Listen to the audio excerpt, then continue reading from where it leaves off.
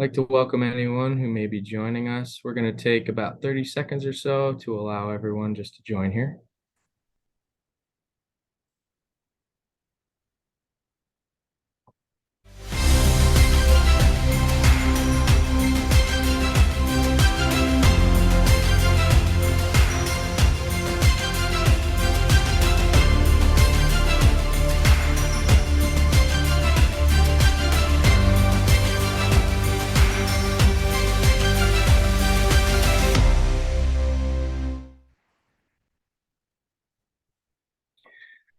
So hello and welcome to another installment of our Wireside Chat produced by CTIconnect.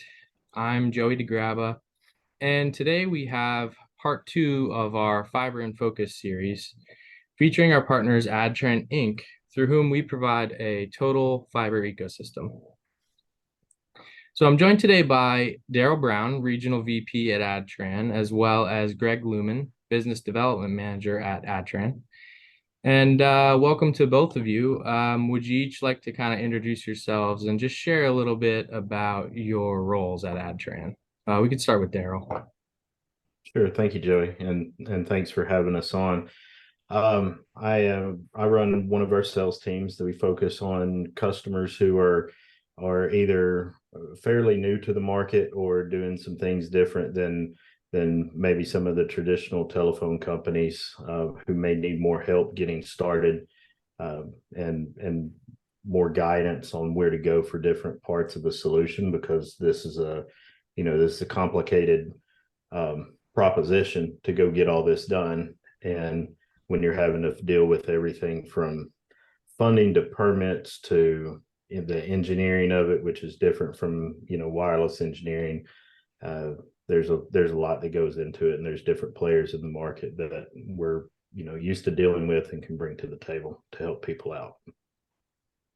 And I guess I should say I've been with Adtran for 23 years, so I know where most of the skeletons are buried within the company, but also know the market and the players in the market quite well. Right. Greg? Yeah. Hello, Greg Lumen. I'm as mentioned, business development manager here at Adtran, and that's kind of a unique role within the company. There are a handful of us, and inside that role, it puts us in a position where we don't have all the obligations of a territory manager or sales rep, and we're free to operate kind of across the country or across our geographic regions and engage multiple different customer types, working around multiple different solutions. So I spend a lot of time interfacing with customers directly, talking to them about Adtran solutions, and really trying to find that right fit. As I was just telling one customer this morning that I just met, and they were very reticent about any kind of big name telecom vendor, and they didn't want to be dictated how their network was going to get built. And I shared a story from one of our new employees who was very happy with their arrival here at Adtran, and it dawned on them very quickly that Adtran, we like to operate in a do it with you mode, not a do it for you or dictate to you mode. So I really see myself as a facilitator when I'm working with our customers. So I've been doing this in the industry since 1999 and joined Adtran back in 2011, and hope to meet some of you face to face sometime. Excellent. Good to have you both. So if you joined us for our last discussion, we spoke to a WISP who stressed the importance of deploying fiber, and he had shared his experiences with partnering with Adtran on that. And let's take a listen to the summary that he made as we wrapped up that discussion real quick.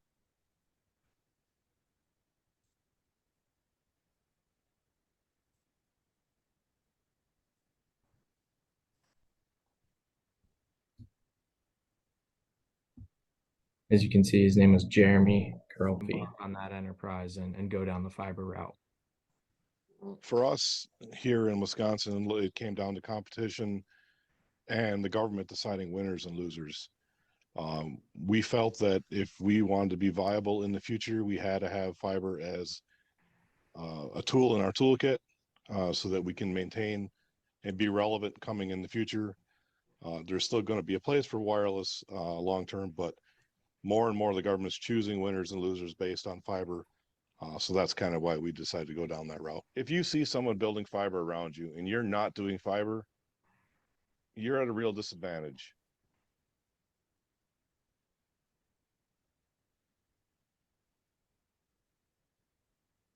So that was a good snippet and summary of that discussion, and that really kind of set the tone for this series, letting folks in the WISP market really understand why fiber, looking ahead into all the demands that are there.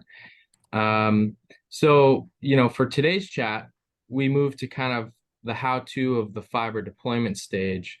And we really set the stage for learning about fiber access, including, all the way down to in-home management, to address our customers' challenges and kind of help them deploy successfully, right? So, I'll start with Daryl. At a high level, hearing what Jeremy said and now looking at, okay, I know I have to do it. Now I need to know how to do it. What should WISPs really be thinking about as they take that first step into fiber? We'll start with Daryl.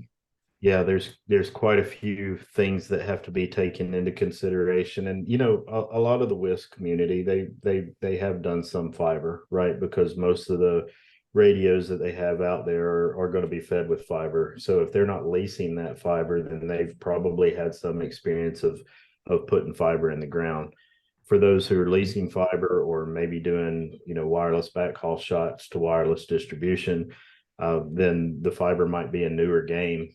But when you start getting down to distribution fiber, it looks a little different. So there's the idea of splitting a single fiber to go multiple directions, and you're having to take care of budgets that go into place there. So it takes some engineering to actually do that and do it right, and make sure that as you're adding more and more customers onto a particular fiber that has been split, that you're going to give this the same quality to all of those different subscribers that are going to be out there. And that really gets into just optical budget, but it is something that has to be taken into consideration. Other things, permitting. I mean, if you're putting fiber into different places than you would have normally put fiber. If you're just trying to go to a tower, you may or may not be going down through neighborhood right-of-ways and things of that nature. So the places that you're putting in things are going to be significantly different. You're having to deal with homeowners, because now you're not just putting something on the side of one homeowner's house. You're having to trench across their yard if you're doing underground, or you're having to pull a cable overhead if you're doing overhead. Different homeowners associations and things of that nature are going to have different rules and requirements around that. One neighbor who may not be getting the service might not be super happy about somebody digging in the neighbor's yard. You want to stay off of that area and things like that. So picking your contractors, if you're going to use contractors, or training your people to be able to do that kind of installation work with the cleanliness that you need to be able to do it with to keep your subscribers happy. Because a lot of times when a WISP is going into a place where they're doing fiber, they're doing one or two things. So they're in an either complete new customer acquisition, because maybe they're going into a place that had a canopy of trees and they weren't able to get wireless there, or they're going into places where they've already got a significant amount of wireless customers there, and they're going to actually go roll them over to fiber to prevent competition from coming in and taking them out from under them. In either case, probably more significant in case number one, making sure that the people around them are not aggravated by you being in there is going to help give you just a better experience. So that gets into just, some of the very, very basics of things. Then you get into things like funding and how you're going to get funding and what the requirements that come along with that funding, whether those requirements are you're going to have to put up some capital to begin with. Where do you get that capital? There's various ways to do that, and various grants and various different government programs that are providing dollars are going to have different requirements along those routes.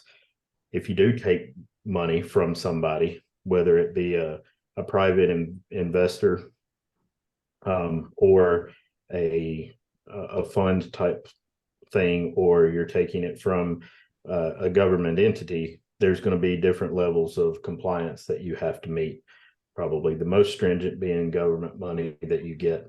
So you need to make sure that you're putting the tools in place, and we'll talk about some of those tools probably as we get through some of the other conversations that we plan to have, that can help you with some of those types of things, like being able to provide FCC speed tests and things of that nature.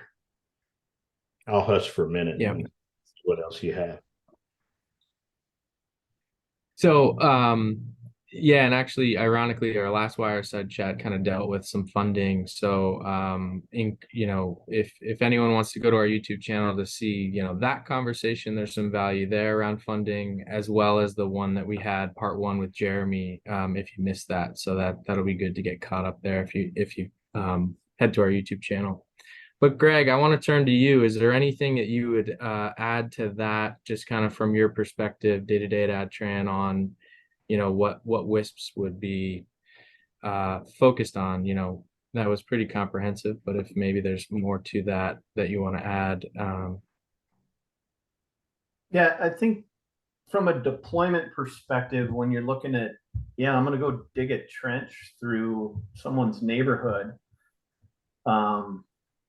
and how you scale that out as as you're looking at your projects, your techs that you have on staff. In a WISP deployment, you're going to be spending time at the house with the customer, but kind of physically interacting with the home. When you have guys standing, men and women on your crews standing out on the right of way, that kind of changes a little bit. So making sure that those folks have there needs to be a bit of customer service training that goes on, even for your folks that are running the ditch witch. Because like Daryl alluded to, inevitably, someone's going to get upset, or they're either going to be upset with you because you're tearing up their neighborhood and they're not involved. They don't want to be involved for whatever reason. And you have to talk to those people. And whether it's one of your employees that you've spent a lot of time with training, talking about customer service, when you're face to face with a customer, the dynamic changes a little bit, because the general public is going to walk out their front door and start engaging with your folks. And it's a great chance to make that killer first impression, but it's also a great chance to, bend some noses, so to speak. So I think that's a key part of it. And as I keep mentioning, your employees, you have that. It's very easy to assure that they have that skill set, or they've been told about it. They've been given kind of the walking papers on, hey, if that if you get into that conflict, or if just someone from the general public does engage you, here's what to do. But as you're scaling things out, if you're engaging with just a local plow or drop contractor, it's important to have that discussion with those people as well. Hey, what do you tell your crews? You got 2 guys, a ditch witch, a couple rolls of cable, and a pickup truck. What are you training those guys to do when either someone who's upset with their plow activity engages them, or a lot of times it's just idle curiosity. And those are all opportunities that can go good or bad. So just like you would with your own employees, you want to work with that plow contractor to make sure that they have at least a semblance of customer service in the back of their mind when their folks are out there doing the work. And I know sometimes for those upset customers, as you can work with them, if you get that opportunity to bring them onto your service, then that's phase 2. And having those technicians that are plowing in that drop cable, I can't it's a great opportunity to really impress a customer that might be slightly resident. Hopefully, you made them an offer, you got them on the network, but then to have your guys come in, your team come in and do just a bang up job. And with the drop technology that's available today, it's our job that used to completely tear up residences. But you can be so efficient and so clean in those installs now. And these technicians can really become experts.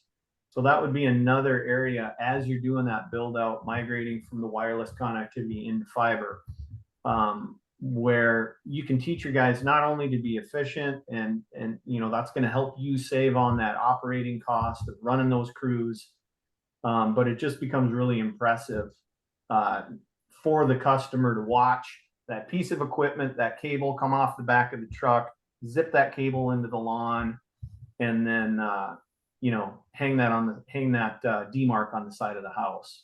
So I think those are areas that kind of get overlooked, where you can go from, hey, this is kind of a C or a B situation to an A+ situation, just encouraging your contractors, your employees to add that extra level, because there's a lot of really cool tricks that those guys know with this equipment, and it almost turns into a little bit of a show, and it's a real opportunity that doesn't often get thought of.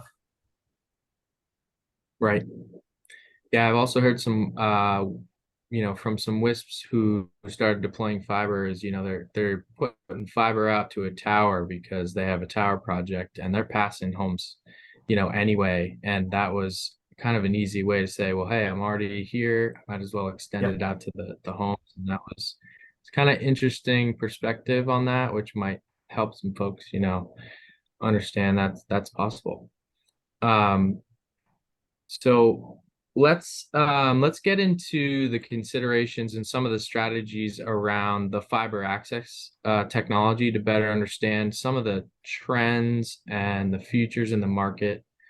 So Daryl, we've kind of seen the industry move to GPON and kind of dive into all the new technologies that are there. And can you explain why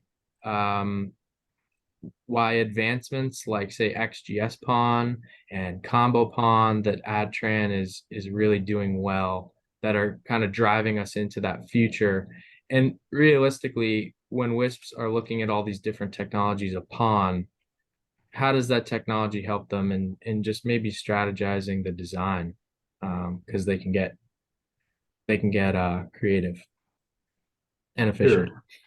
Yeah, absolutely. So yeah, a lot of folks did start with GPON to begin with. It's a cost-effective way to get into the fiber market, especially if it's been over the past few years. We've seen the 10 gig PON or the XGS PON start to come down in pricing over the past couple of years as well. So that's helped a lot. But the fact of the matter is that most residences can get by with 100 megabit symmetric and not ever have a little swirly on the screen when they're trying to watch their 8K TV. I mean, you add up the bandwidth, it's a pretty it's pretty simple math problem at that point in time.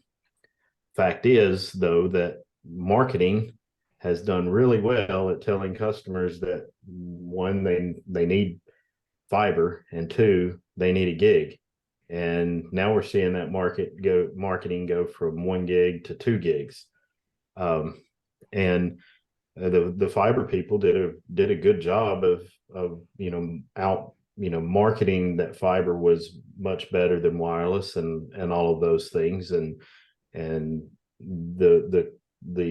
mean, you talk to people in your neighborhood that see the fiber going in, and they're like, yay, I'm getting fiber, right? And they actually, well, they don't really know necessarily what it is. They know that it's good because they've heard that fiber is good, and they hear that a gig is the top package in a lot of places, so I gotta have a gig, right? It's the American way. You want the best. So the thing about moving from, so GPON will support a gigabit service, a symmetrical gigabit service. However, if you go split that 32 ways, which you can do with GPON, you can go higher than that if you want to. Most people don't. Most people stick at something 32 or less way split.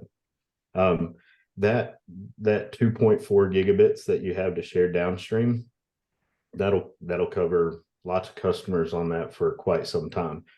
The 1.2, on the other hand, that you have in the upstream doesn't take a whole lot of cameras, in several of the houses that are constantly sending the bandwidth upstream to affect the speed test, right? And the speed test, that is the ultimate application for the gig service. So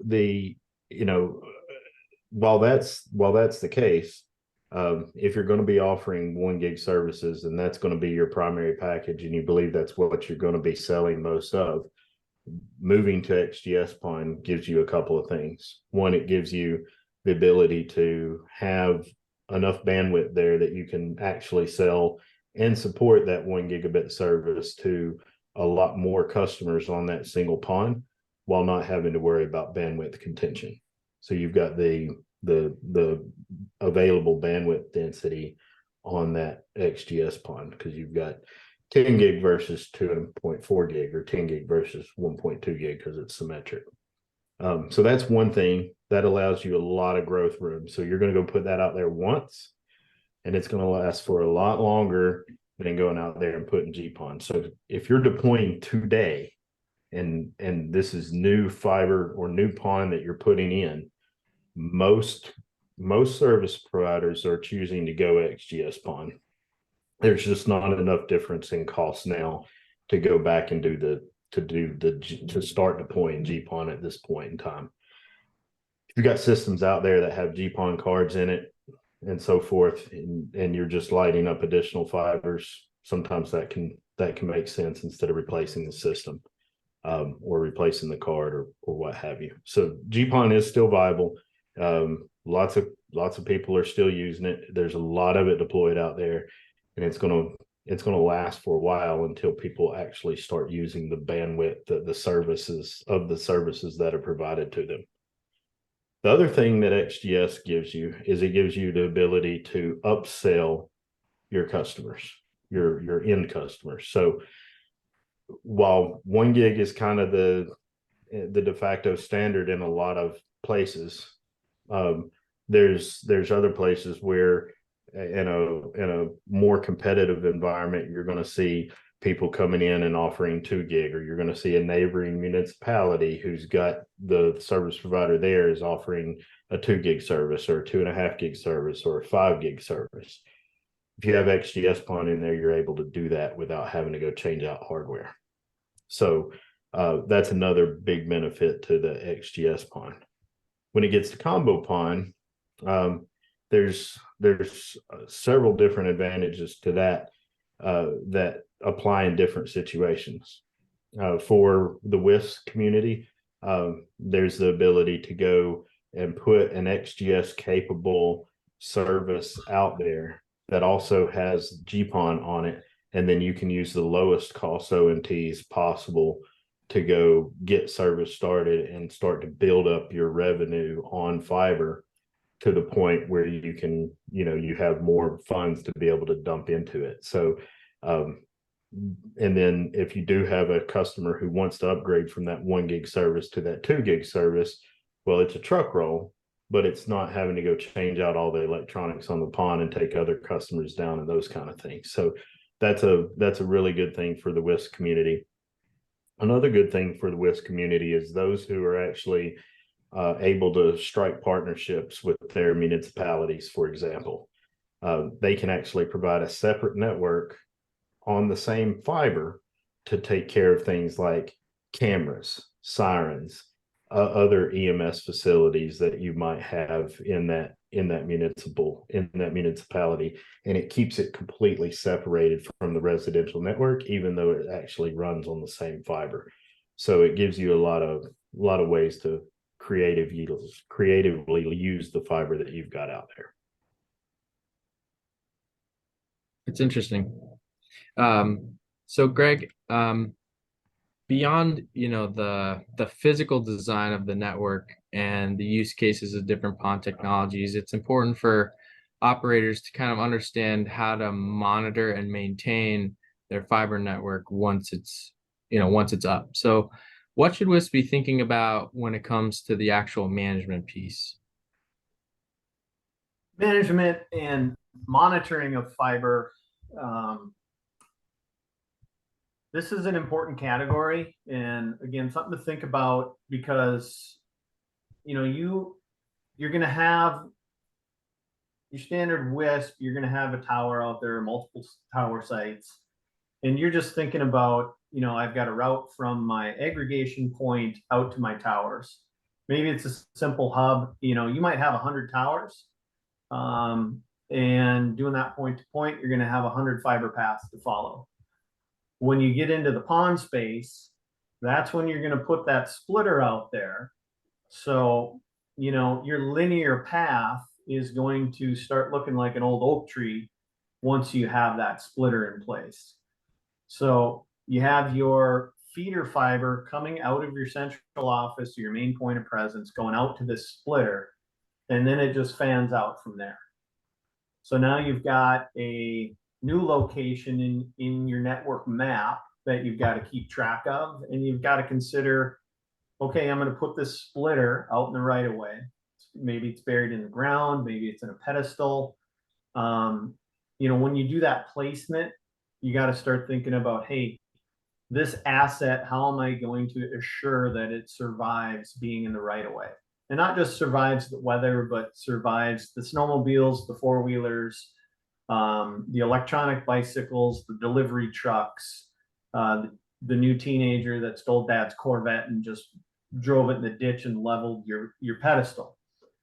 So knowing where that splitter is, you're just today you do that with your splice cases, and you may not think as much about that. But now that splitter becomes a very important point of presence in the network. So yeah, you want to take advantage of things like GIS programs where you can map out these fiber routes. You're going to be adding more information there.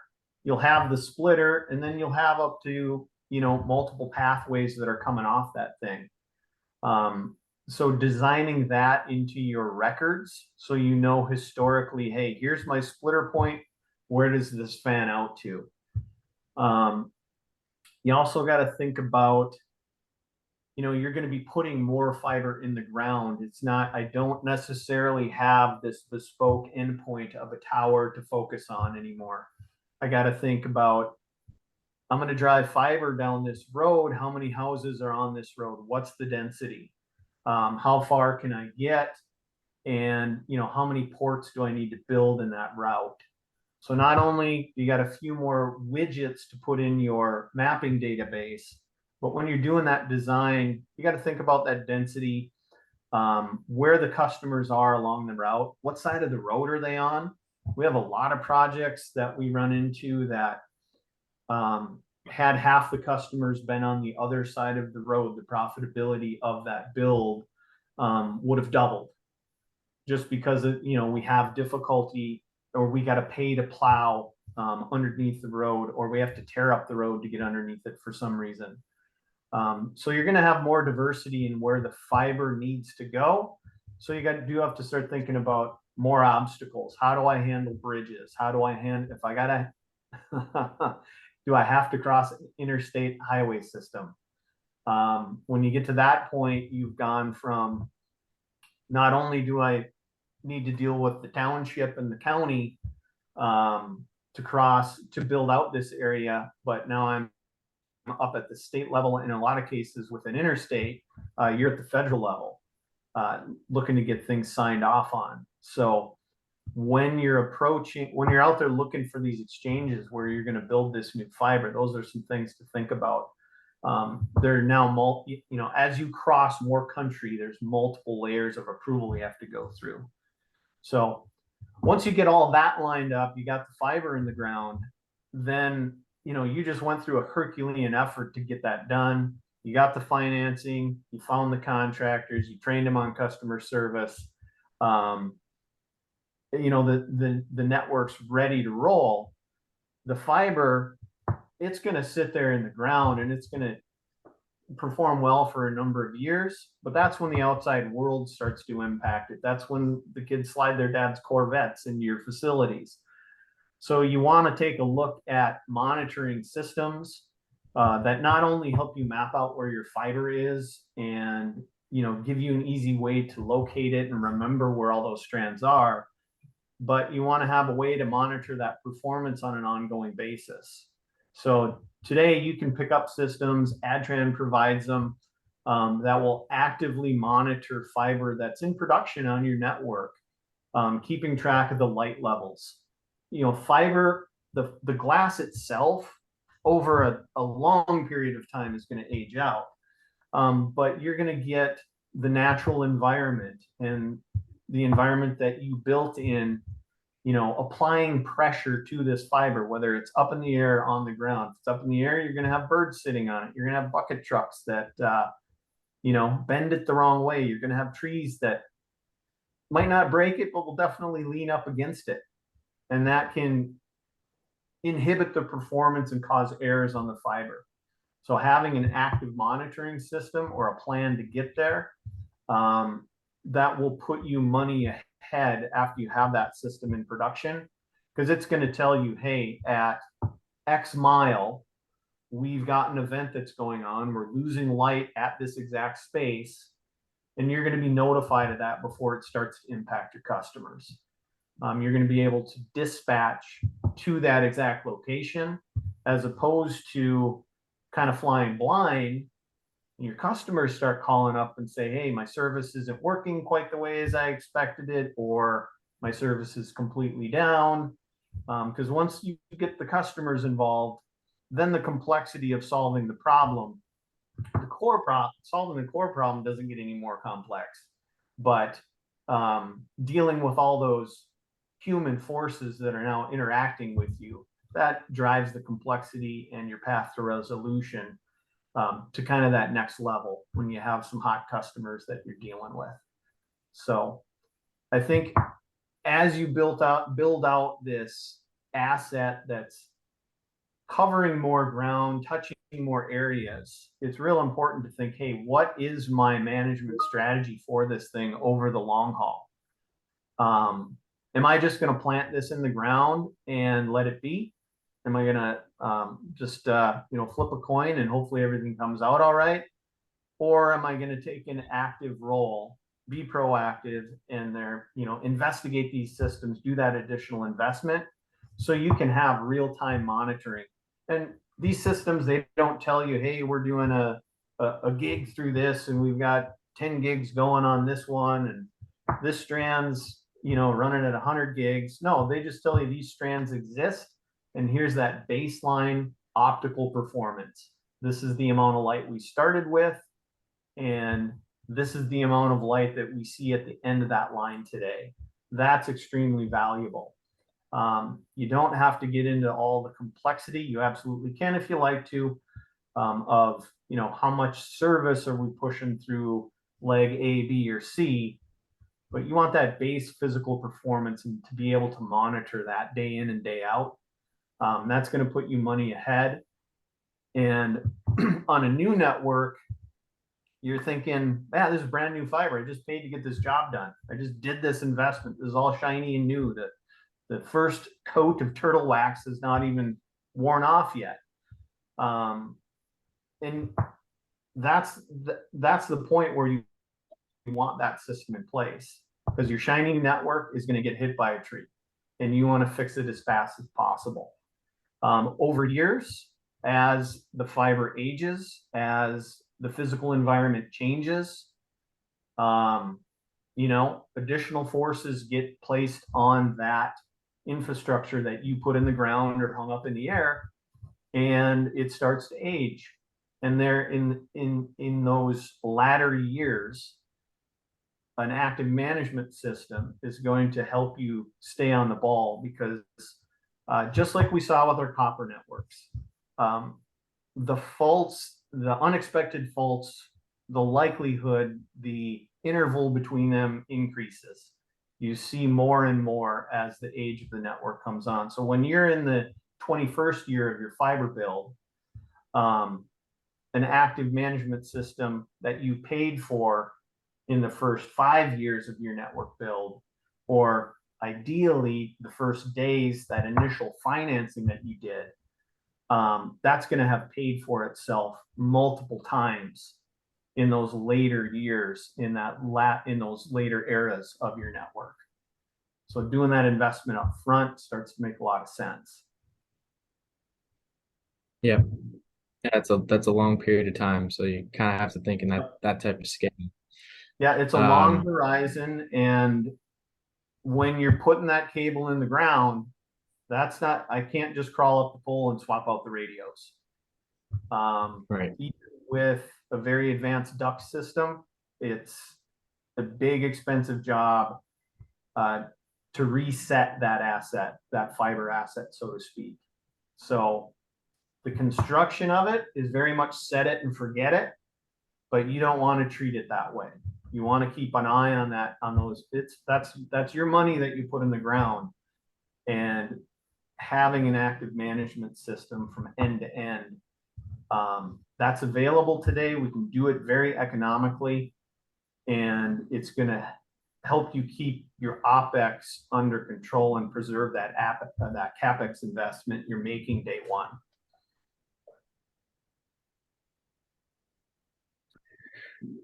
So let's kind of move away from the fiber part for a bit, and let's talk about in-home Wi-Fi, because this is an area where the operator can really kind of control the customer experience as it goes beyond, just the physical router, right? So Daryl, once you get to the customer prem, what should a WISP really be considering for a complete home Wi-Fi experience? Not just hardware, but or at least what tools they can implement for like a modern home Wi-Fi experience. Yeah, so I think we can, and we've kind of dwelled on it a little bit, is from an installation perspective, the folks on the call are probably already used to going inside houses to do the wireless, the wireless termination. So we won't get into all that, but again, other than to say every part of it is important, and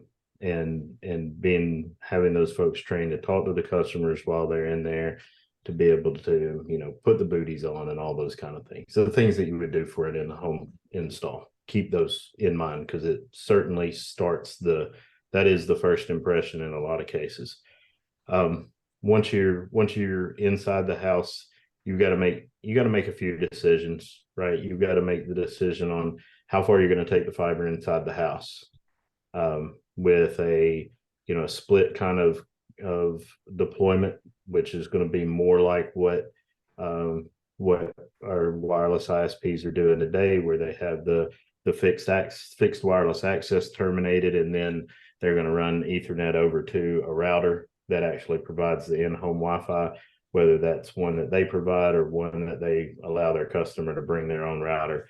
It's typically going to be a kind of a two-box solution, and a lot of that is to do with where the radio receiver has to be. With fiber, it doesn't have to be that way. There are some advantages and there are some disadvantages for it being that way. You go with XGS-PON, for example, you separate those two devices. When things change from Wi-Fi 6 to Wi-Fi 8, and you have to go out there and replace a router, you're not having to buy the ONT again if it's not kind of all integrated in. If you want it integrated in, then you're having to think about, what does that investment look like now, and then again later, and what choices am I going to have later if vendors decide to go a different way in the future, right? So you may end up with a two-box solution anyway down the road. Same thing with putting SFPs into home routers. Just things you need to consider up front on how you're actually the architecture of your in-home deployment. That being said, probably the first question is are you going to provide a managed Wi-Fi service, or are you going to bring your own router?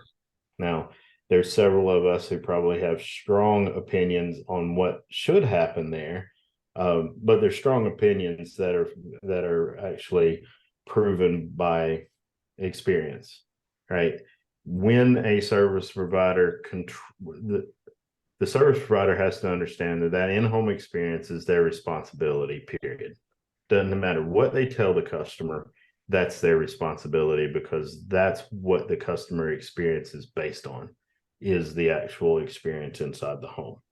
So strong opinion is make sure that you're controlling that experience as much as you can possibly control that experience, which also means that you need to have the appropriate gear and you have to have the appropriate software to be able to control that gear and be able to monitor that gear. When I'm saying gear, I'm really meaning control that experience and monitor that experience. So whether you decide that you're okay with Wi-Fi 5 or whether you want to go with the current generation Wi-Fi 6 or 6E, or you want to step up to Wi-Fi 7, that part matters a little bit less than making sure that you have coverage throughout the residence, because coverage even at lower speeds is probably, it can many times be sufficient, right? So make sure you've got the coverage, and then make sure you've got the capability to control that experience from the software perspective. Greg probably has a ton more to add to that if we've got time.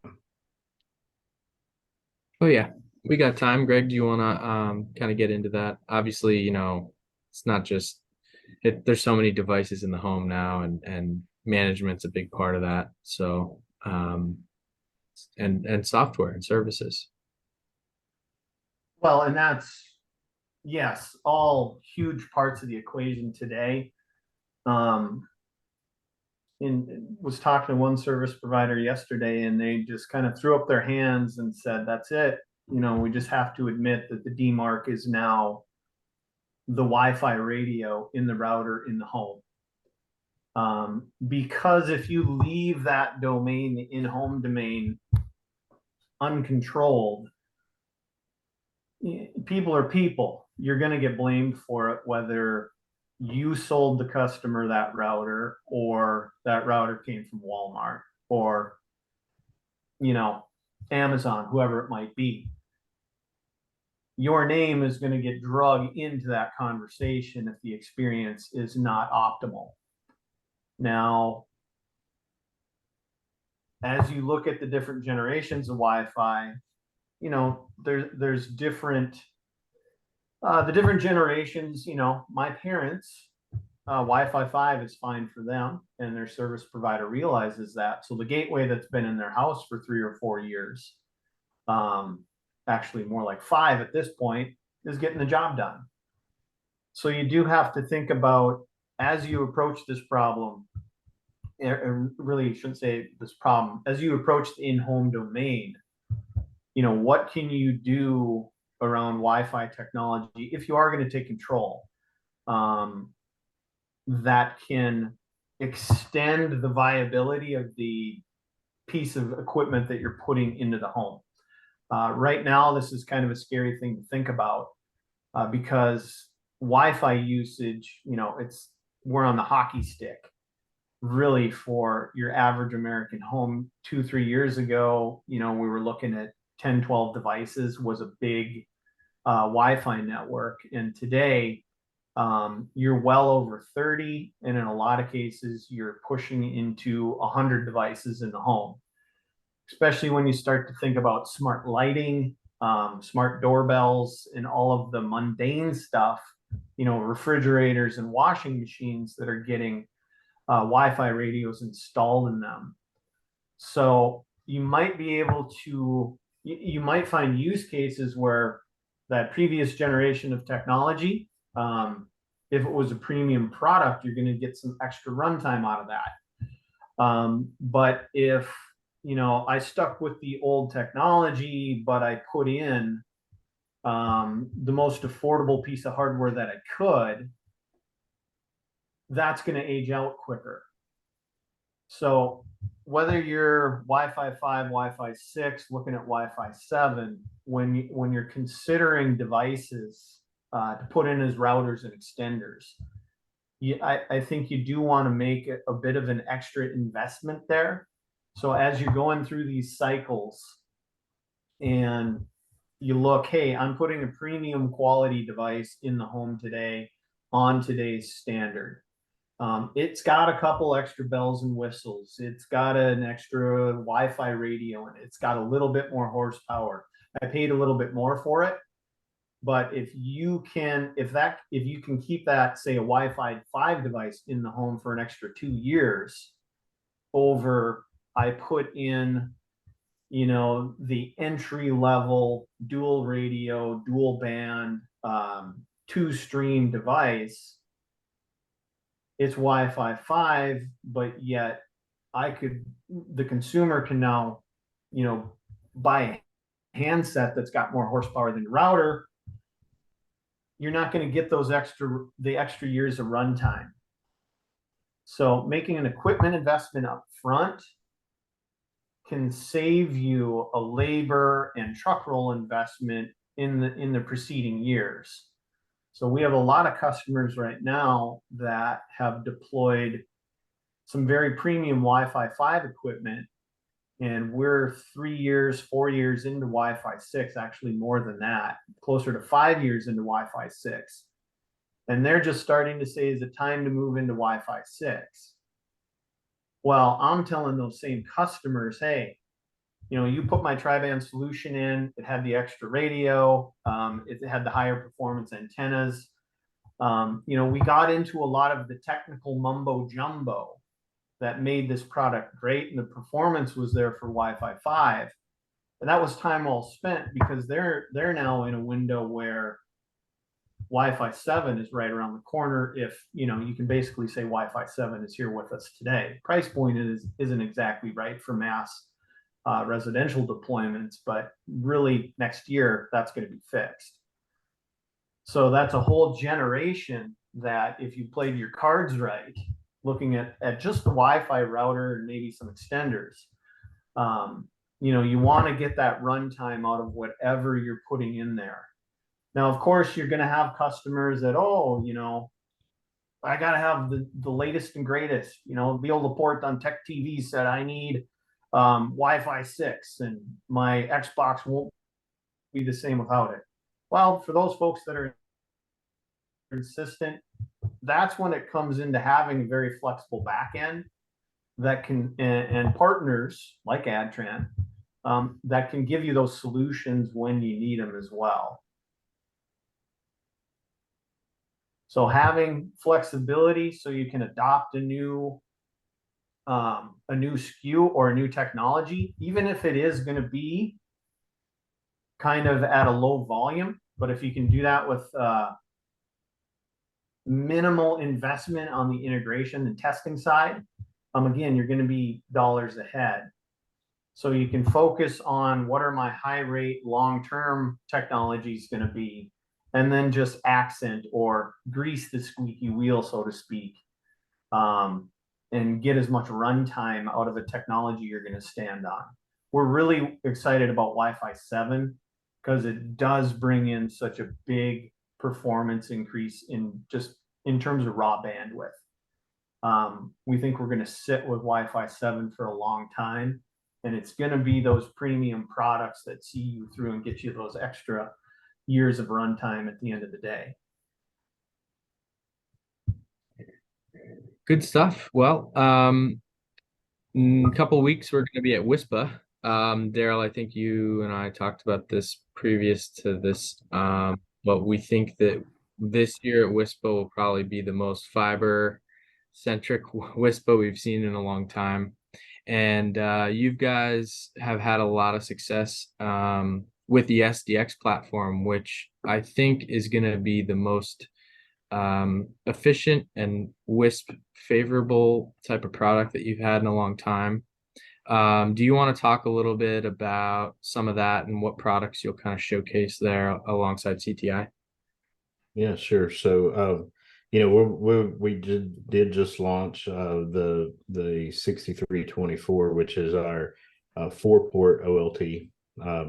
It's got all the capability of what the 16-port looked like, but is condensed down to 4 ports, so that it makes it a much more affordable entry, solution. And when I say entry, I mean entry from an entry into an area perspective, lowest startup cost type of thing.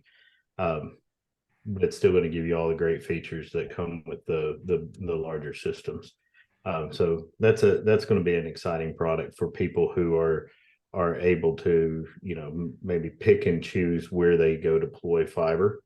Because you can go, and I mean, we've got folks that are talking about doing wireless backhauls to the OLTs, right? So a WISP has a great opportunity to use wireless backhaul to get even just a gig out there to an OLT to get started. Upgrade that as they add more customers. They can upgrade that backhaul from, it's wireless, right? So 1 gig to 5 gig to 10 gig to whatever they need, until they get enough subscribers that they can actually go and actually fund the fiber, or get the installation crews the time to get out there to get the fiber backhaul actually put in place. So I think it's going to be a great solution for that, and we've had a lot of interest already from that. But we will be showing that. We'll also be doing the demonstration of the software that controls everything or monitors everything from the different pieces that Greg talked about inside the home, and the actual customer experience, and inside the home, as well as the things that affect the customer experience as you go back through the network, the ONTs, the OLTs, the routers, the switches, all of those things in between. And then on top of that, the actual fiber monitoring that will be, available to really see inside what happens in that fiber, and do some really creative things too, like monitoring, putting door alarms on cabinets that aren't powered. Right. So you go put a splitter cabinet out there, those typically don't have power to them. You want to know when somebody's tampering with it, you can actually use fiber to monitor that cabinet. You can monitor it for flooding. You can monitor it for door opens. You can monitor it for excessive temperature. All of those things are capable, and we'll be demonstrating some of that stuff at the show. Yep. Yeah, CTIconnect. We'll have a booth showcasing the hardware, as well as Adtran. You'll have a booth. So, between the two of us, I mean, let us help you with your plans, your projects that you have for fiber. We are more than willing to walk you through everything. It's, as you've heard today, it's a bulk of a project, but we want to make it as easy as possible for anyone who's making the effort to do that. So yeah, I want to thank Daryl and Greg for joining us today. I think it was a pretty fruitful conversation. We also want to thank all who attended today and listened live. The discussion will be shared on our YouTube channel, as I mentioned. And as you sign off, there'll be a survey section, where you can enter any questions that you may have, any opportunities that you may have for us to help you with some of your projects. Have a team member reach out to you directly after this, so that we can help you with any challenges you may have to look into fiber and prepare for a successful deployment. So really appreciate it, guys. Thanks for joining today. Absolutely. Thanks for having us. Yeah, thank you. All right. Have a great day.